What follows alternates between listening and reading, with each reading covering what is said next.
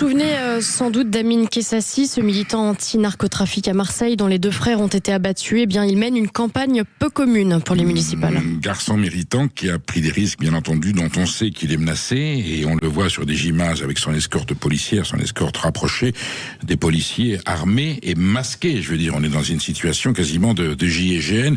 On suppose le risque que ce garçon prend, courageux contre le narcotrafic.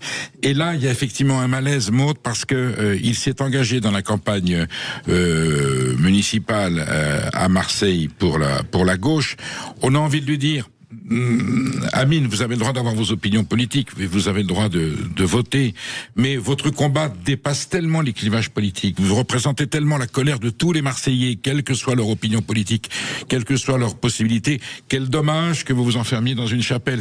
Je ne critique pas le fait qu'il ait des opinions politiques et qu'il puisse favoriser un candidat, mais là, aller dans la rue, on le sait menacé, on le sait qu'il essaie de se cacher, il est protégé, et il profite de la protection, enfin il a besoin, c'est pas qu'il profite, il a besoin de la protection policière pour faire sa campagne électorale et distribuer des tracts dans les rues de Marseille, alors que son combat dépasse tout ça, est beaucoup plus noble, beaucoup plus courageux. Voilà, donc effectivement, il y a des Marseillais qui avaient beaucoup d'estime pour lui, de courage, même si, effectivement, la situation est extrêmement douloureuse. Il a payé le prix du sang, Amine.